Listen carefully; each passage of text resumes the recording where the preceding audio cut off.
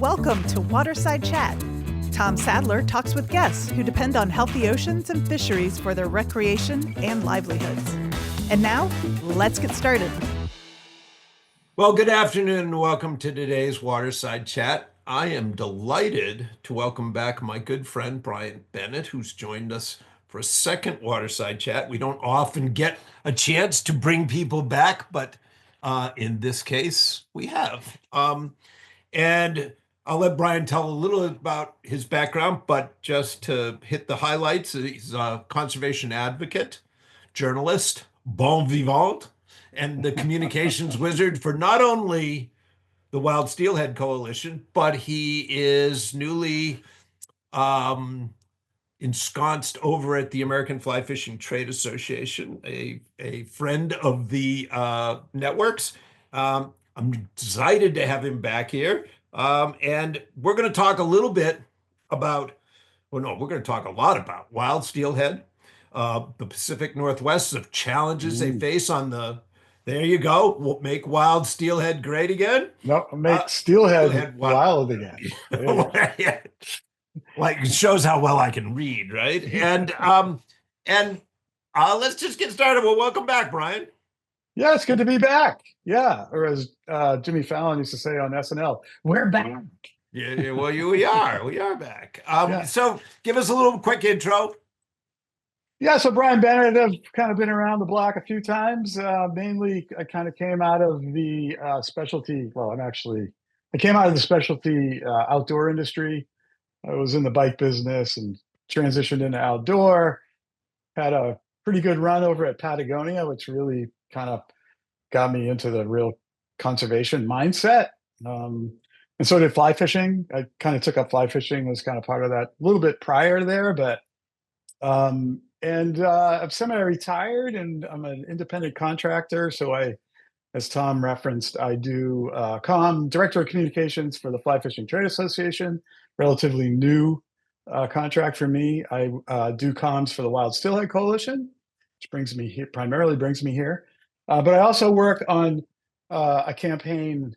You say two campaigns. One's called Tomorrow's Fish, and the other one is for Tomorrow's Fish. But it's essentially a campaign to get anglers activated around marine climate policy.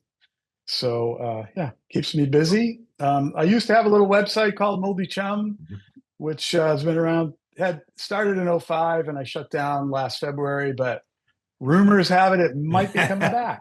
Well, no great announcements today, but that's a good one. Yeah, a preview of coming attractions, right? Those fans of the Chum may be excited to hear about the future. So I was one of the products of the Wild Steelhead Coalition is the Adipose podcast. And I was listening to the one that you did with is it Linda Mapes? Linda Mapes. That's Linda with a Y, actually. Yes, yeah. Linda Mapes. Yeah. Linda Mapes, who's a reporter for the Seattle Times. And as I was listening to that podcast, there were a couple of quotes that came to me that was what inspired me to do this, get you back on the show. And you said, we can go out in a blaze of glory, Thelma and Louise style, and fish our way to extinction, and then move on to other species once wild steelhead are gone. The other fork in the road is to fight and build a robust army of steelhead champions who work as hard to restore wild steelhead as they do to catch them. We must be honest with ourselves. Wild steelhead are struggling and facing a daunting future, but they are not doomed. And that struck me not only because of the passion and heart you put into the commentary, but having listening to the rest of Linda's discussion on the podcast and then reading her article, which we will put a link to in the show notes. And I really recommend everybody take a look at that article. It's very informative. It's very interactive. There's a video in the middle of it, which I'll talk about in this a little bit. But what struck me, Brian, is how little I understood wild steelhead. And as I was preparing for this podcast, I thought, well, I'm getting a little bit smarter, but who who could help me do Steelhead 101? And so I turn it to you, my friend. Give me Okay. Steelhead 101. So one quick clarification, Tom. I think that quote that you gave, the Selma and Louise quote, came from the episode prior to the Linda Mapes episode. Oh, all right, So there you just go. so and it's and it that does reflect the little bit about a lot about wild steelhead. So in a nutshell, a wild steelhead is a rainbow trout, genetically identical. They are one and the same. The only difference is a steelhead it some will express itself by going out to the ocean to eat, get fat, come back, spawn, go back out. So it really is a rainbow trout that goes out to sea and returns, similar to a salmon. A lot of people associate steelhead with salmon. The major difference is when steelhead come back, when after they spawn, they don't die. They return to the ocean again. So you oftentimes you get fish coming back 2, 3, 4 salt. They call them salt fish, right? So you get, for example, our run this year, there's improvements in runs up and down the coast, primarily 2 salt fish. Those are fish that outmigrated in 2002. In 2022, ocean conditions were good. We're seeing a bump in returns. So you do get multiple returns as opposed to salmon, which, as everybody knows, come back and die after they spawn. One interesting little stat, we've been doing some work on the Skagit River, which is a major river here in Puget Sound. One of the iconic steelhead rivers. You think about Skagit lines and Skagit casting technique, named after the river. Uh-huh.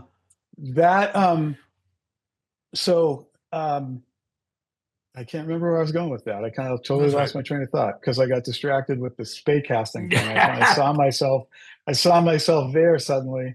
Well, that's part Yeah, of the so that's part of the beauty of the interactive piece. You get to see Sims, uh, Rick Sims, spay casting. So for those who don't know the spay casting reference, again, I reference Linda's article, and you can see how interactive it is.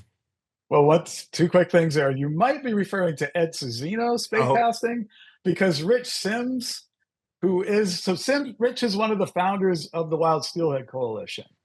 One of the original group that gathered. He actually won the first fly fishing magazine Conservationist of the Year award, the inaugural year. And he's kind of the heart and soul of our organizations. But he still fishes for steelhead with a single-handed rod. all right. And Well, see, we there, now, affectionately call him the militant single-hander. the And good for and him. Good for him. I was out on the Olympic Peninsula with him this last weekend on a project that we might be able to talk about a little bit later. But he was hinting to me that he was actually thinking about breaking down and joining the two-handed casting club. So we'll Indeed. see what happens. Well, And one thing about steelhead too, there are steelhead in the Midwest, right? So we're really focused on mhm. wild steelhead on the Pacific coast. There are runs in Midwestern rivers. Those are lake trout. Those are fish that go out into the Great Lakes and come back. They never actually get to the salt. And there's always been this big debate about, well, that's not really a steelhead. It's a lake run rainbow trout. But they are steelhead that were drawn from broodstock from the Pacific Northwest. So they are initially Pacific Northwest genes, but technically not really steelhead by definition because they do not go to the salt. And I would also point out, for those of you that might shop at Costco or other places where you go in, the Whole Foods, and you see fresh steelhead fillets raised in Norway, or many of those, what you see referenced as steelhead is farm raised rainbow trout. Yeah. Technically the same, but not really a steelhead. Right. So there is a branding issue around what a steelhead is. And so that's one thing actually as the coalition is we would like to kind of define what a wild steelhead is.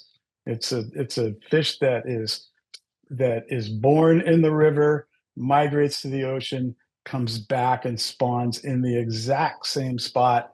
This is, I remember what I was going to, the Skagit reference just came back to me, is that we've done a bunch of research there on smolt dispersion of wild steelhead. Wild steelhead come back to the exact same red that they spawned out of. Not just the same river, the same red spot. Salmon come back in proximity, but not like steelhead do. So it's Wow. it's a remarkable fish. And if you do read the Linda Mapes piece, one of the things that we asked her, Linda, 23 years environmental writer at the Seattle Times, Pulitzer. I don't know if she's won a Pulitzer, but she's not an angler. Mhm. And it was like, what is so appealing about a wild steelhead to somebody that doesn't catch them? And it was a really interesting response, and it had a lot to do with place.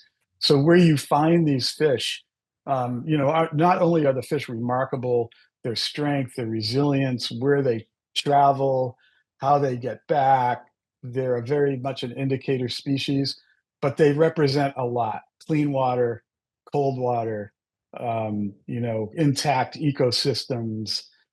So there's something I think that is a connective thread to all fisheries and all anglers. Um, not only steelhead but everywhere else. It's like it's not just about the fish; it's about the places that they inhabit, which is super. And it is a Washington State fish, and that was one of the things she wanted to point out was that she called them the gray ghost, is threatened, and it's the state fish. Like, why are we at this place where runs are declining, and no question about it. And what can we do to kind of restore? So, We'll never so, restore them to historical levels, but to get them back.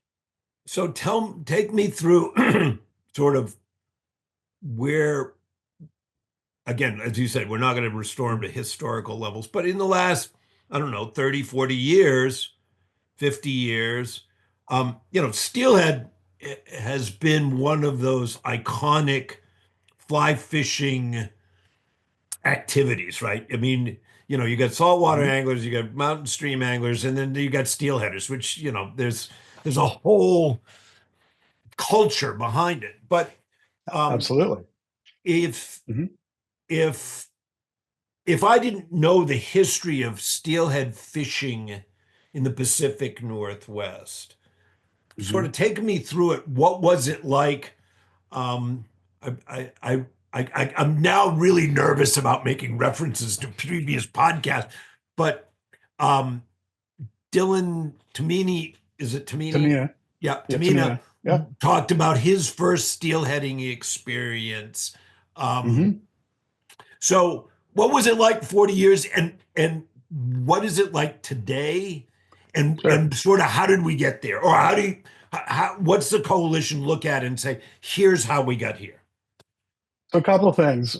Let's start with the euphemism about steelhead. It's the fish of a thousand casts, right? Right. Steelhead aren't hard to catch. They're hard to find. Okay. So that's the primary thing. So if you go to some systems now, notably British Columbia, where there are more abundance than there is anywhere else, a well-presented fly will catch fish. Um, they're aggressive, all of the above. Even an angler with rudimentary casting skills can interact with a wild steelhead. Um, the historical numbers are mind-boggling.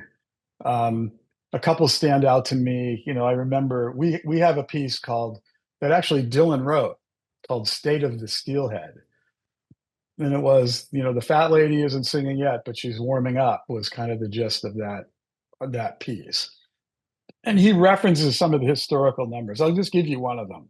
The Okay. Stillaguamish, which is a river just north of Seattle, used to get a run of 90,000 steelhead. maybe 900 this year, maybe 900 this year. And that 9,000 was, I'm sorry, 90,000. 90,000 was when? Oh, we're talking 100 years ago, Okay. early on. I Okay. mean, you look at, historical harvests that happened, commercial harvests that happened. But there was a time when we were commercially harvesting and we were still maintaining runs. And there's a lot Uh-huh. of factors. We call it the 5 H's Hmm. that have all combined to bring the numbers down. So it's habitat, harvest, hydro, hatcheries, and heat are the five major components to the reasons why steelhead populations have struggled. And so you look at that over the course of, you know, five, 6 decades, and there are countless examples of, you know, anglers that were here in the heyday, um, talking about, the loss of that here in, up and down the West Coast, but my experience, most notably is here in the Puget Sound region and the Right. Olympic Peninsula coast. One thing that's really interesting about steelhead is that they inhabit lots of different types of habitat. So you've got steelhead on the Olympic Peninsula, temperate rainforest, Olympic mountains, glaciers. You have steelhead in the Chutes, which is high desert. Hmm. Um, so they occupy, and they adapt accordingly. Um, and steelhead, you think about, everybody talks about salmon as an indicator species. Right. We're losing the salmon. We're losing, it's a symbol of loss of habitat and everything else. But if you think about it, steelhead are actually have much more complex lifestyles than salmon do because they go to the ocean multiple times. So Right. they are really kind of, if salmon are an indicator species, steelhead are kind of like a canary in a coal mine when it comes to an indicator species. Because if you're losing them, then you've got issues that relate to all those 5 H's usually coming together, like stacking up. And then in some places, it's more about harvest or more about habitat or more about climate, but it's a variation on all of those. And yeah, it's a challenging scenario. And like you said, we're never going to get back to historical numbers, but can we get to a place where we have sustainable runs of wild steelhead? I don't think we want to get into the hatchery dialogue so much probably on this one, but there's been, some people consider, hatchery fish a necessary piece of that equation because you can provide the numbers for harvest and those kind of things. But there's issues there that have come to bear.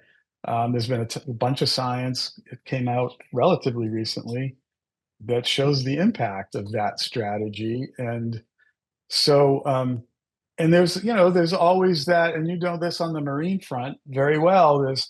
There is a constituency that, is maybe has a little different mindset in regards to what angling for fish is about. It's not about so much the love of the species, it's about putting fish in the cooler. So, Right. and don't get me wrong, I would love to throw a fresh wild steelhead on the smoker. Um, Right. I think there's a lot of the misnomer from a lot of folks is that, the NGOs, including the Wild Steelhead Coalition, our only interest is closing rivers and we're anti-angling group, and that couldn't be further from the truth. We are a group that was started by anglers and is managed by anglers.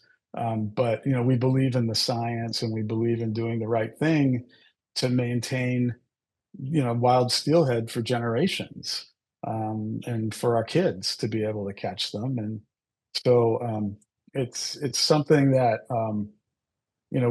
we're coming when you start looking at some of those outside impacts, and I would probably put climate at the top of that list. Um, there needs to be strategies in place to mitigate what those impacts that are here and that are going to continue to come. Mhm. And as an example of that, um, there are a tremendous amount of pink salmon that are released into the North Pacific, primarily by the state of Alaska. If you look at the percentage of salmon catch by the fleet, it's by and large, the majority is pink salmon. Um, Interestingly enough, there are more salmon in the North Pacific than there have ever been in history, Really? all pink salmon. Right. And their harvest, Got it. it's basically open ocean ranching, is what it is. Mhm. There is a bunch of research coming out right now that is saying that those fish are impacting the other species of salmon, the other types of salmon, because pinks are better adapted at climate and they're eating out the bottom of the food chain. So that's impacting steelhead. As a matter of fact, Idaho determined that the years where they have big pink salmon in the Pacific directly correlates to smaller steelhead in Idaho. Interesting. So it's becoming it's something that we're going to be hearing a lot more about. We're going to be raising it in a fairly significant way. Um, but those are the kind of things like how do we mitigate that? And I remember I referenced the the 2022 ocean conditions were positive for the current steelhead runs we're seeing now. That was also that was a lighter than usual pink salmon year. So Interesting. definite correlation there. So there has to be some proactive work. Like what are our feeling is what are the recovery plans? Where's the cold water refugia?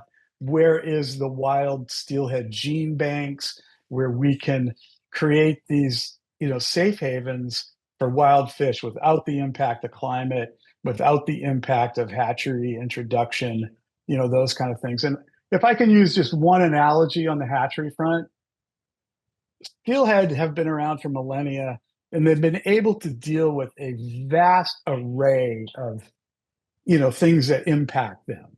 Volcanic eruptions on Mount St. Helens, Right. mudslides, landslides, variations in climate over the millennia.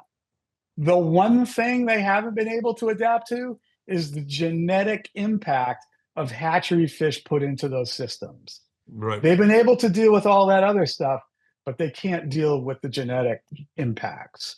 So, and there's a lot of science being done on the what they would call not just the DNA level, but the epigenetic level, where Uh-huh. that is looking at the long-term impacts and that it can be fixed. And one way you do that is you create wild steelhead gene banks. Right. Um, there's a lot of reasons why the returns are, there's other reasons why the returns are improving this year. I think one of the challenges that we have, and I think we see this in all fisheries as well, when you get that kind of return in numbers, there's a response to like go right back to the way we've been doing it. Like, oh, Right. let's bring bait back. And, you start acting like drunken sailors. And as opposed to taking a conservative approach and managing, in a way that takes advantage of the improvements and gets more fish upriver and on the reds and looks at a long-term recovery plan and long-term benefits to the business and the economy. But that's not the trend. There was a town hall last night about coastal steelhead setting, and there was quite an outcry about, got to get back of fishing out of the boat. There's been attempts to restrict fishing from the boat in places because people that fish from the boat are much more effective than people that fish from the bank. Um, and now we're going back to the status quo because we've got 1 year of good runs. When you go, all of that work that you've done up to this point, making sensible management decisions, helped us get to where we are. Why would you go back to where you were prior to that? So Well, that's I my can so editorialize on that one and say, it's not just steelhead, right? I mean, we so work in this exactly. we work in this area all the time and realize That's that, right. it's one year of Connected, abundance and everybody wants to go rip it connected apart. thread. Right. Exactly. It's the Um, same conversation. I want to come back Mhm. because I'm not a math major. It's why was an English major in college, but 90,000 to 900, that's, if I did the math right with my calculator, it's 1%. 1% of the Yeah, historic runs.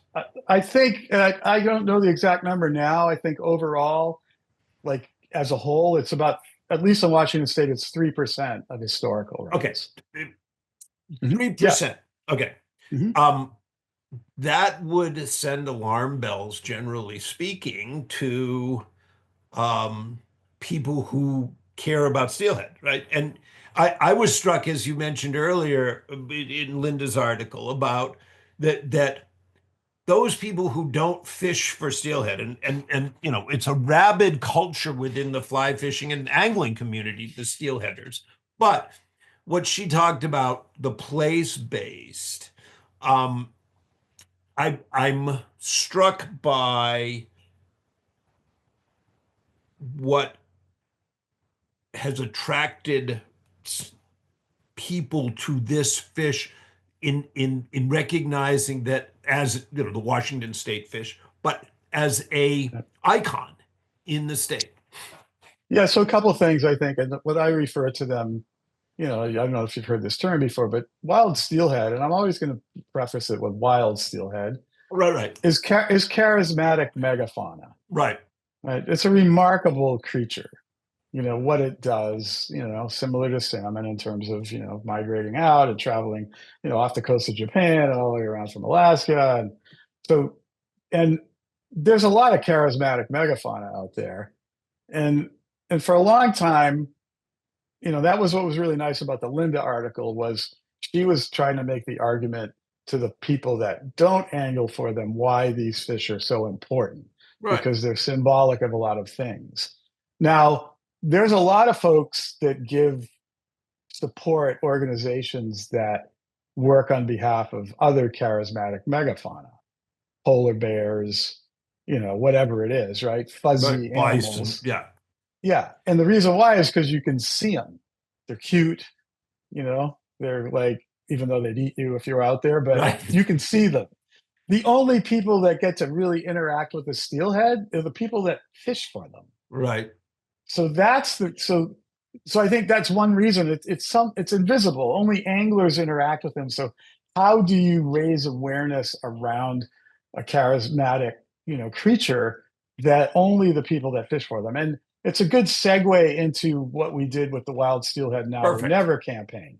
So we used to always struggle, like, how do we get the soccer mom to care about wild steelhead? Like, raise the alarm. And like we were like, banging our heads against the wall. And we realized we need to get steelhead anglers to care about preserving steelhead. Right. Like, literally. They Like, become the ambassadors. well, for sure. And it as you mentioned, it's a passionate group of people, very passionate, stand in cold, wet, rainy conditions, and now in some cases, all day long for multiple days, don't have an encounter because there aren't any fish. But that's how big the draw is for people. That one tug is like enough to keep you coming back. And so it's a paradox, Right, and being in, when we wrote Now or Never in 2021, it was, in 2021, being a dedicated steelhead angler was a paradox, because you are chasing these fish and all the stoke, but meanwhile, the numbers are doing this. Well, it's even more relevant in 2024. And so the argument is like, okay, how do we get wild steelhead anglers to activate around preserving what's left of these fish for future generations against, you know, the folks that don't, it's the same argument in all arguments of conservation, short-term gain, you know, but long-term pain, right.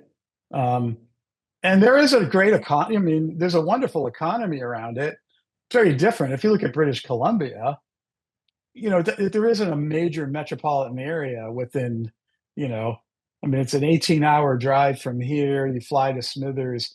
There isn't, millions of people living within 3 hours of those runs, Hmm. and people are just spending $10,000 a week in some cases to go chase these fish up there. So you look at So, that, but yep. conversely here, none of that exists anywhere else um, south of the Canadian border, essentially, really, Hmm. because it is that's the interesting thing. It's one of the most accessible fisheries you can find because the public can access it from, the Canadian border all the way through Northern California, Northern Bay Area, essentially. I mean, there's steelhead in Southern California, but you can't fish for them. Right. That's another thing to think about. They used to fish for steelhead at the mouth of Malibu Creek, Uh-huh. you know, all the way to Mexico. Yeah. Crazy. So, So, yeah. no, go ahead. Keep going. Keep No, I was going. I'm just going to sorry. say that piece of it in terms of how do we raise our voices around balancing the needs of I would call the more traditional recreational steelhead fishing community, which I think those anglers are also traditional anglers and other fishing disciplines, um, and raise our collective voice to say that they're more important in the water, um, and we should redo even when there is. So you can't kill a wild steelhead in state of Washington anymore. You Right. can't harvest them. The tribes can still harvest wild Right. Right. steelhead because of their treaty rights. Right. Um, and so, which also creates other dynamics Sure. because people view like that's a disconnect. How come they can take 50% of the run and we don't get to, that it's like, well, so that'd be another whole Yeah, show no, we could talk about. exactly. Yeah, exactly. Well, But yeah, so how do we have better business through conservation, to kind of quote another organization. It's like there's benefits to trying to preserve these, and in the case of, since you can't kill them, how do you handle them better? hmm What's the kind of gear you use? Do you fish from the boat or not from the boat? Do you limit entry? I mean, if you look at Atlantic salmon as another anadromous fish right. that went through some struggles, you can't just go walk on a river in Labrador and go fishing for Atlantic salmon. You have Right. to have a ghillie with you, those types of things. And, so are there management tools that we could have where everybody could kind of have their cake and eat it too, but also be focused on, the conservation piece of the equation? Yeah. So, I'm being mindful of the time. I Yeah. do Yeah. want to give you a chance to talk about the Wild Steelhead Coalition and, its Sure. genesis. Um, Sure. and as you're thinking about that, as you're talking about that, also, one of the things that you and I have talked about in the past is like, why are steelhead considered the redheaded stepchild of the salmoniid world, right? And but go ahead to the Well, um no, let's talk. I mean, I could sum that up in a minute. It's because it's not a really big commercial fishery, And for example, I went to Monterey Bay Aquarium at one point and said, "You need to put these guys on the red list." right. And they said, "Well, it's not a big enough commercial entity for us to get involved with, as Okay. opposed to salmon, which has a much Sure. bigger I economic get it. impact." I get it. Right. Okay. So that was that whole piece. Although they ended up doing some real stupid stuff later, but neither here nor there. So the Wild Steelhead Coalition was formed, oh God, I think in 2021, it was 20 years ago. So 24 years Sure. ago. Um, and what happened was a bunch of steelhead anglers that were fishing in Puget Sound. Overnight, they shut down the famed catch and release fishery on all the North Puget Sound rivers. And they were like, "What happened?" So they got together in, I think it was Ted Sports Center, and had their first meeting. And so that was the beginning of it. Right. Um, what makes us really unique in the world of conservation organizations is I'm the only paid person, and I'm the comms guy, and I'm a contractor. Right. It's made up of volunteers, Hmm. um, and so we don't we punch above our weight. Hmm. We have a strong social media presence. We have really good science person as an advisor. Um, and so we're able to mobilize quickly, more quickly than some of the other orgs that have to deal with things. And we're able to say some things, in all honesty, that maybe some other orgs don't want to because they have government contracts or Right, right. native relationships. So we're able to kind of weigh in on some of that. We've been very active. So we were very much involved in the uh, no kill initiative. Hmm. And historically, what was really interesting is we had pushed for the no kill, and the department put in a 2 year. I think initially it was going to be a 2 year thing, and the mayor of Forks, Washington, threatened to sue the state over it, and the state backed off. Uh-huh. And so the kill stayed open. And then eventually it got to the point where the numbers and there was enough of a public outcry that the state finally said what they had done was they cut back the allowable harvest to one fish per year. Right. Um, so we were very much involved in that. We have done, I think, the Now or Never campaign is really a defining moment, and not only for wild steelhead and for the coalition, but in my other work, I use the concept of now or never. If you're an angler and you're on the water, you have a responsibility to fight for the resource, the fish and the habitat. That's your responsibility. Um, and if you don't, you don't, in my mind, you don't have a right to be on the water to some That's right. extent. No, I, And I, I, I agree with you. And so that was an anniversary thing. It was the 20th anniversary, and so we're super proud of that. We're currently working on a couple of different things. One of them is a moratorium or a on the harvest of rainbow trout in any river that has wild steelhead in it, or especially ESA listed wild steelhead.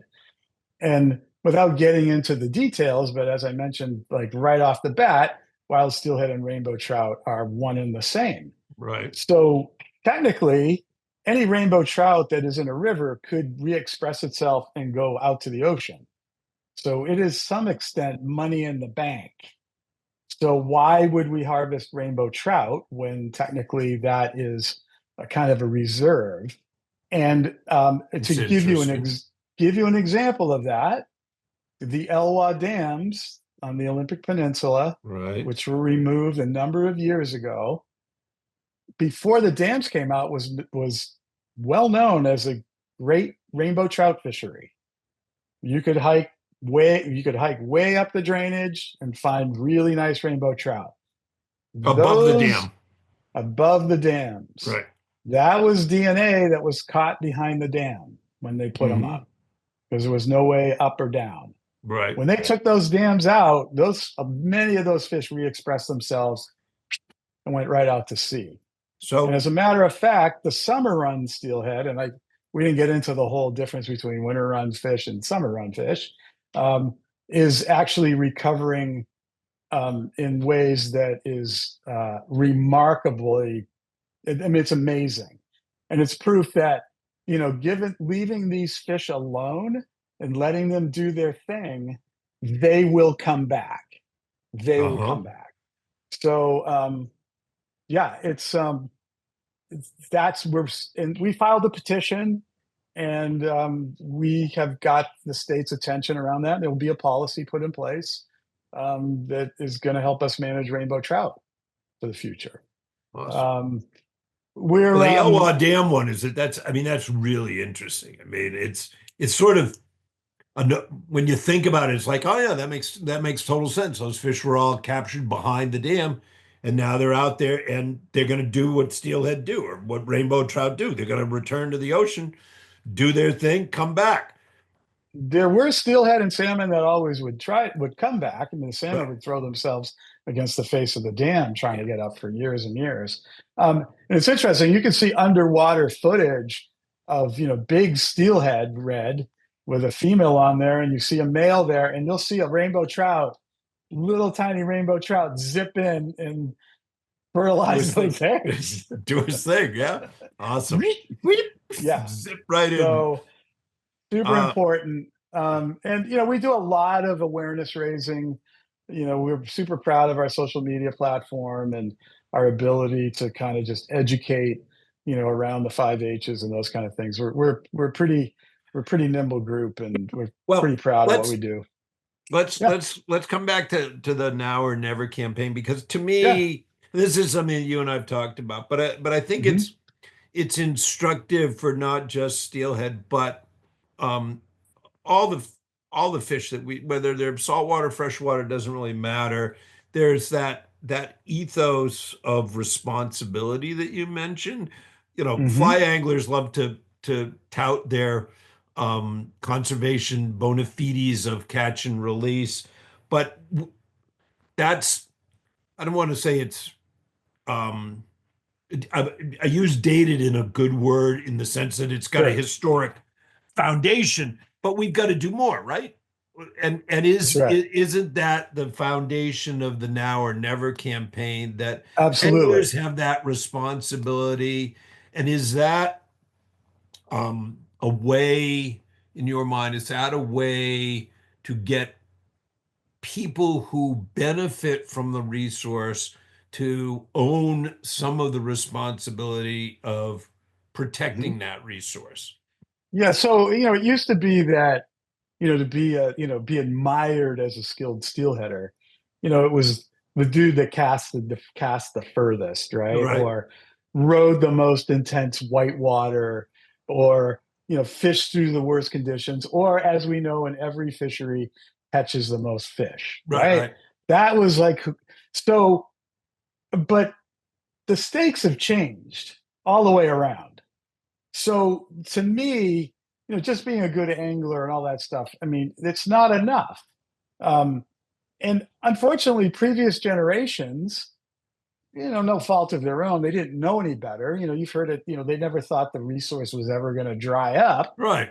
Didn't do enough to protect these fish, right? They killed every single one of them. And even the great conservationists back in the day killed every one of them.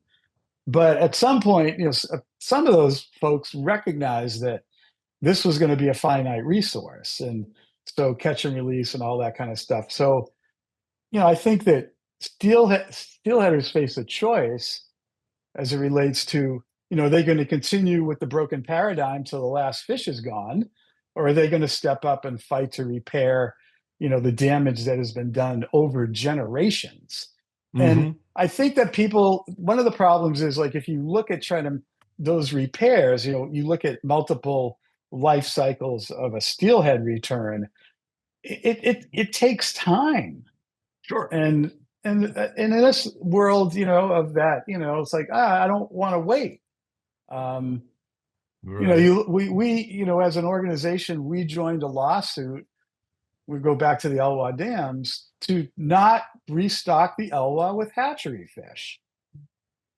Here we had a completely intact watershed with dams that prevented any contamination. There were hatchery fish below that. And we were able to get some consideration on that. So not using out of basin fish, reduced numbers, but they built a new $16 million hatchery on the Elwha. And it's all about, because I need to have my fish now. And in that particular case, it was, hatchery fish with treaty fish. We haven't been able to fish on the Elwha for 100 years. So we need to put a hatchery in so we can start catching fish tomorrow. It's like, well, can't you wait another 10 years? And so I think that's the kind of the model, that we're trying to say, hey, you have a responsibility. And you look at that and you go, well, what can you do? You can get politically active. Right. So when you need somebody to make a call or to write a personal letter, like take the time. It's like that in any political issue. You get 10 people to make a phone call or to write a personal letter, you get their attention. For You know, sure. it doesn't take hundreds, but you think about how many steelhead anglers are out there. If you were able to activate 2% of them, you would be making some noise. Um, so you can do that. You can donate to conservation groups. What a one guided trip is $550, $650, whatever the number is. Right.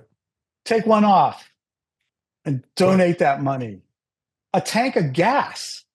Right. We drove out to the peninsula. We probably spent, we're driving a big diesel rig. We probably spent $100 on gas. You know, Right. contribute the equal amount. You should almost contribute as much if, ideally, and Dylan talks about this all the time. You should contribute as much as time that you do put into angling as you should put into conservation.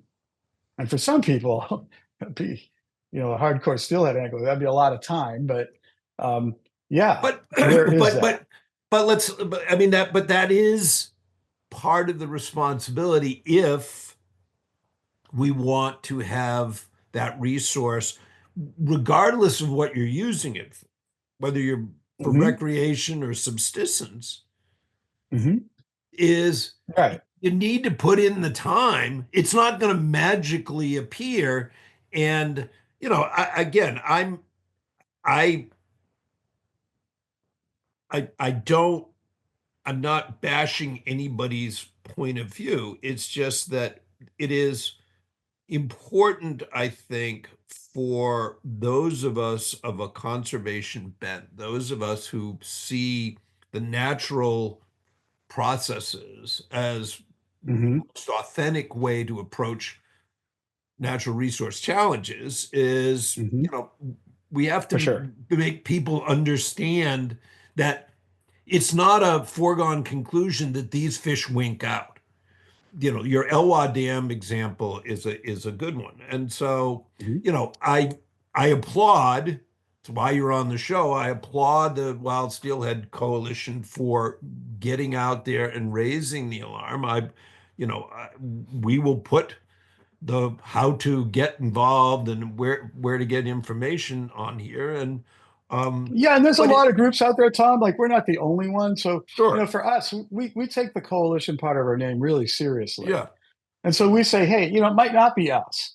Find the organization that's in your backyard or that speaks to you, maybe more than we do for whatever reason. But and I'll leave you with this. I mean, every year, anglers collectively spend hundreds of millions of dollars on gear and gas and boats and and travel, and restaurants and hotels, books and magazines. Um, and that's great for helping improve the experience, but it doesn't do anything to help recover the fish, which is really the most critical part of the equation. Because if there's no fish, there's no fishing. that's right. So, or there's less fish. And in limits, it's like enjoying the experience. Like it's one thing, it's like, oh, the numbers are back, and you go up to the Skagit and there's a guy in every single run. That's not fun Right. because this river's closed or that one's closed. So, there is that piece of it as well.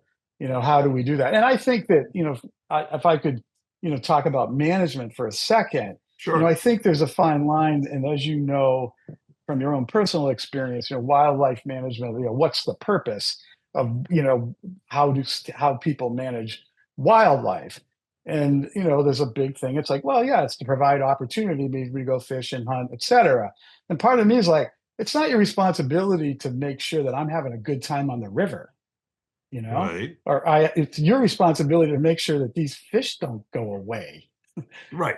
Like you got to balance those two things. No, And I think it sways, to me, it sways on, we manage it to the point where we can take as much as we possibly can. And then when things go sideways, we got an ocean blob or a heat wave or whatever that happens, because we manage it without that buffer, we get into crisis mode. Right. whereas we should be taking the most conservative approach that balances the need of people that want to access the resource and conservation.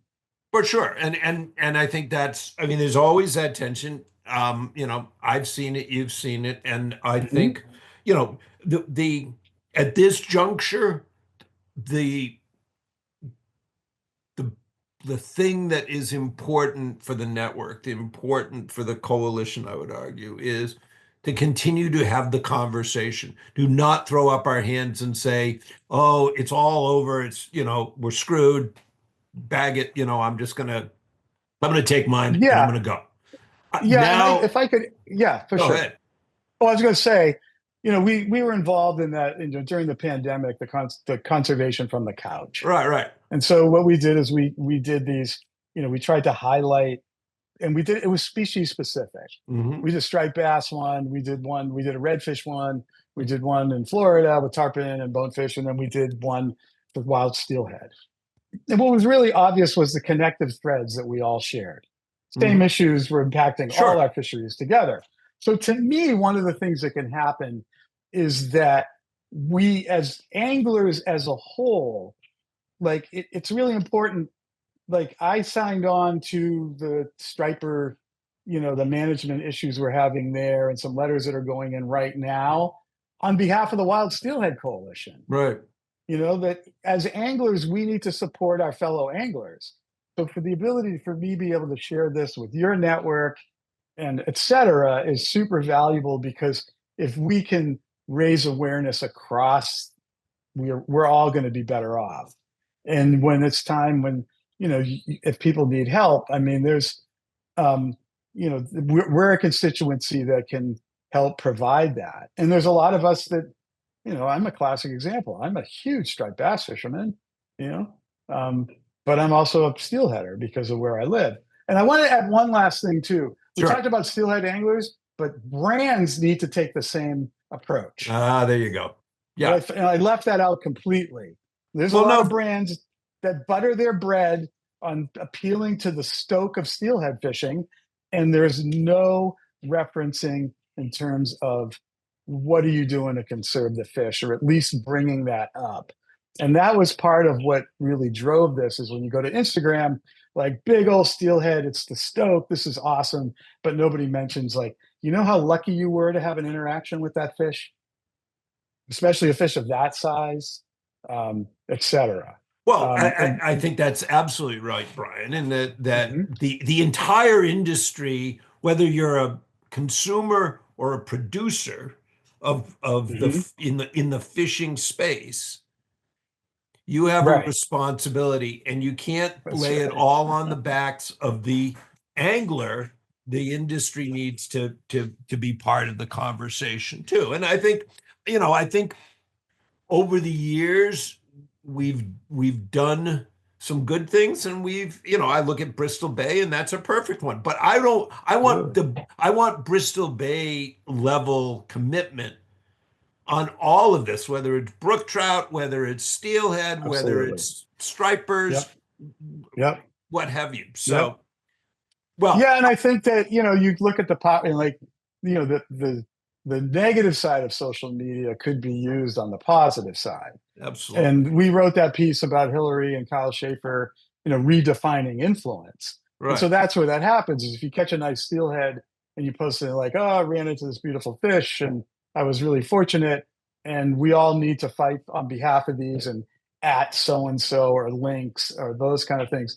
We could generate that momentum, but I think, honestly, it's sorely lacking right now. Well, Sorely lacking. I'm gonna wrap us up with the notion that this kind of conversation needs to continue to happen. Exactly. This Yep. is you and me and the network and the wildlife. I mean, the Steelhead Mhm. Coalition starting that or continuing that conversation, and I look forward to continuing to do that work with you, my good friend. Happy Um, to come back anytime. We well, could, I, in terms of the specifics on wild steelhead, we should probably get our science guy to come in and he could really explain, well, like, the biology stuff. But take it well, from me. they're remarkable animals. They jump 12 feet in the air. They're absolutely beautiful and spectacular. And the moments you have, you can't even begin to as an angler, anybody that fishes who, has, wonders about, what it is about wild steelhead that makes them so special. When you catch one, you know right away why they are so special. So, Well, I thank you for sharing both the education, the information, your passion, and your commitment to not just steelhead, but to all the other things. And I really appreciate your time. yeah. And keeping with the political times, That's right. Make wild steelhead wild again. So, make steelhead wild again. again. All right. It Thanks, shows. Tom. All right, my friend. If you enjoyed this episode of Waterside Chat, share it with your friends and colleagues. You can check us out on YouTube or most podcast services. To stay up to date on Waterside Chats and the Marine Fish Conservation Network, sign up for emails at conservefish.org. Thanks for listening, and we'll catch you at the next Waterside Chat.